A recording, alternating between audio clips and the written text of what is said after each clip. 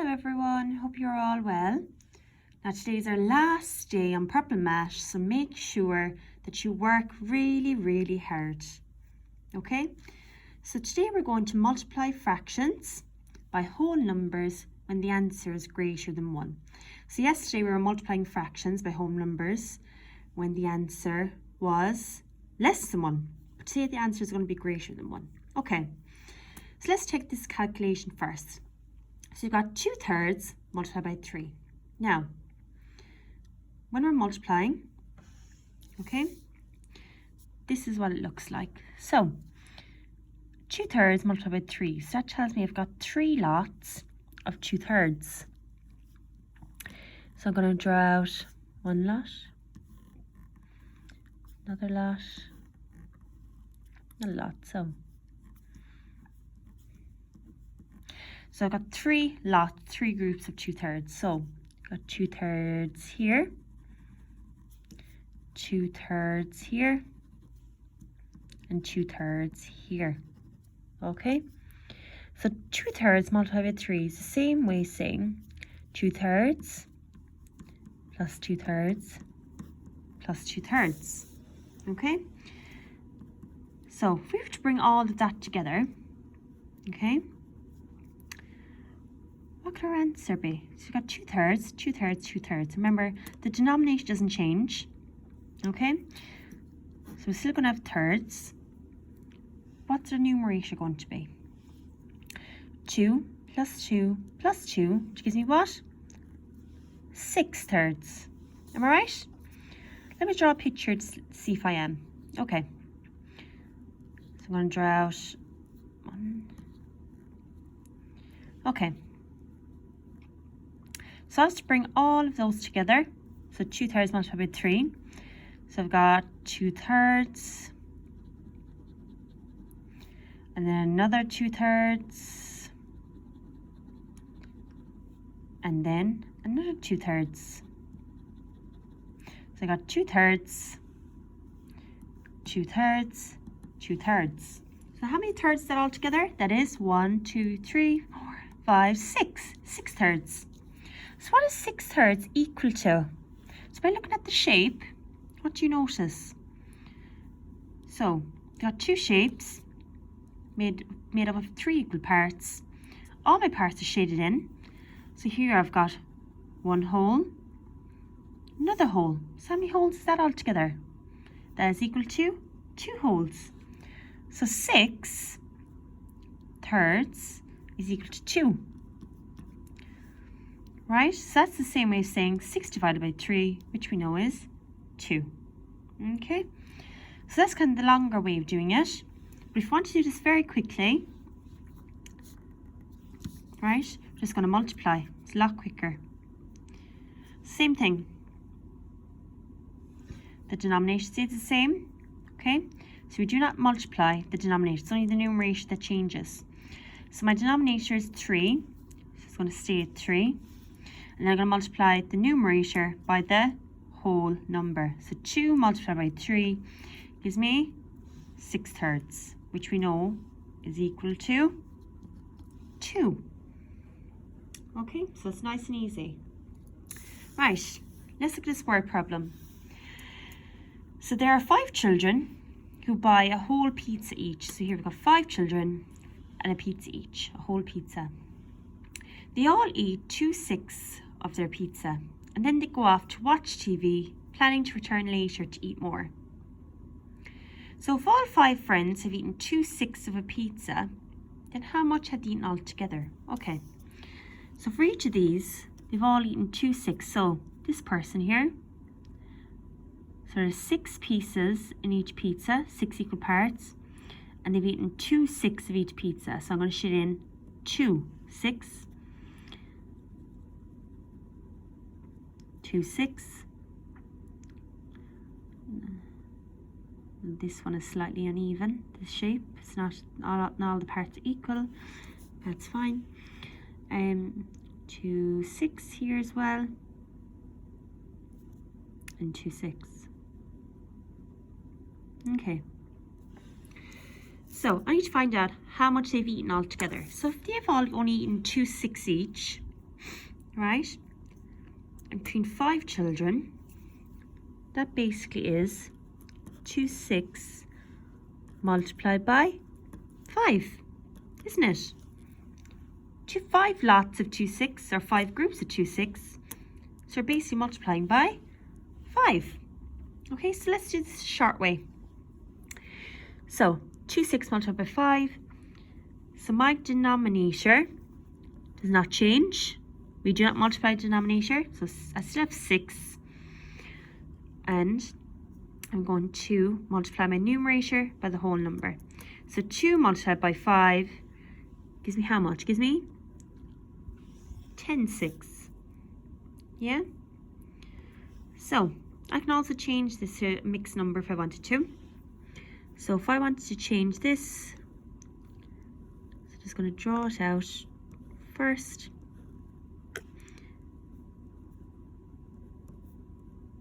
So 10/6. So we got 1, 2, 3, 4, 5, 6, 7, 8, 9, 10. So I got 10/6 there. So what would that be as a mixed number by looking at these shapes? So I can see I've got 1 whole, and then I've got how many 6 left over? So I got 1, 2, 3, 4. 4/6.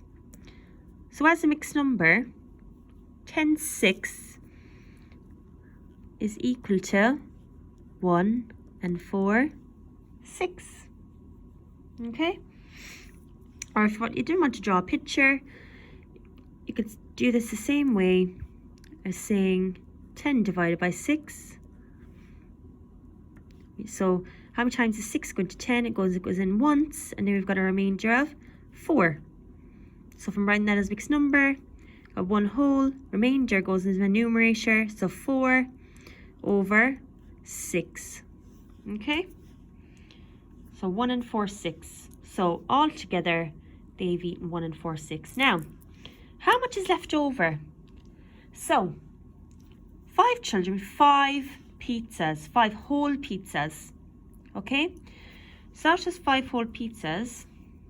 They've only eaten 1 and 4, 6. So I need to find out how much is left over. So that basically tells me 1 and 4, 6 plus however much is left over is equal to 5, isn't it? You've got 5 whole pizzas. They've only eaten this much. And this is the amount that they have not eaten. Okay? So how do we find out how much they have not eaten? Now let me go back to my shape here. I think this could help me. So 1 and 4, 6 is here. Okay? So if I shade in these 2 6 here, that gives me 2 wholes then, doesn't it? So I'm going to write down 2 6. Okay? So 2 6. And how many other holes do I need to make 5? So 2 6 make 2 holes. So I got 2 6. And then I've got 3 holes left, don't I? Yeah? So 2 6 makes 2 holes, and I've got 3 more holes to make 5 holes. Okay? So 1 plus 3. So 1 hole plus 3 holes is 4. Then 4 6 plus 2 6 is equal to 1 hole as well. So that's equal to 5. So there is 3 and 2 6 left over. Okay? All right, let's try one more. So we're going to order these from smallest to largest based on their answers. Right. So let's do this the quick way for each of these calculations. So 4/5 multiplied by 3. So what's our rule?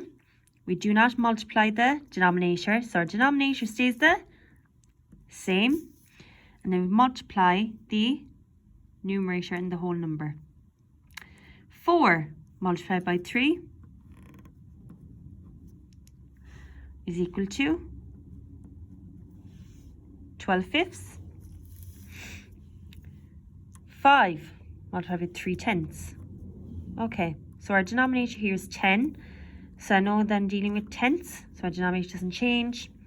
Multiply the numerator by the whole number. So 3 multiplied by 5 gives me 15. And then this one here, so 3/4 multiplied by 4. So remember, my denominator is 4. And then my numerator changes when I multiply it by the whole number. So 3 multiplied by 4 is equal to 12. We've got our answers for each of these. But what have we been asked? We've been asked to order these from smallest to largest. But it's not very clear on how we order these, is it? We're not too sure. Because all the denominators are different. We've got fifths here, tenths and quarters. So what do you think we could do that would help us to order these fractions? So think back to when we were ordering fractions a few weeks ago. So when we were given fractions with different denominators, what does that mean I can do? Oh, I think we need to change these fractions so they have the same denominator, that they're speaking the same language. Isn't that right? So let's change these and we're going to find the equivalent fraction. What do you think it could be? So 5, 10 and 4. What are they all factors of? So now 5, 10 and 4, they're all have 20 as their multiple, don't they? So 20 is a multiple of 5, 10 and 4. So we're going to go with 20, so 20ths. So I'm going to change each of these to 20ths. So I'm changing, so 5 multiplied by 4 gives me 20. So it's the same at the top, multiplied by 4. 12 multiplied by 4 gives me 48. Here, 10 multiplied by 2 gives me 20. So by 2 again, so 15 by 2 gives me 30. Then here, 12/4. So 4 multiplied by 5 gives me 20. Same at the top. 12 multiplied by 5 gives me 60. Right. So I have 40 20ths, 30 20ths, and 60 20ths. Right. So I need to order these from smallest to largest. So we're going to go back to the original answer. Okay. I'm going to order these. So which is the smallest? So 40, 30, 20, and 60. So 30 20ths is the smallest, isn't it? So that is 15 tenths. What comes next? 40 20ths, 60 20ths. This one is the next one. So that's 12 fifths. And then we're left with the biggest fraction, which is 60 20ths, and that is 12/4. Okay? Right. So best of luck in your work. I'm really looking forward to seeing you on Monday. Bye for now.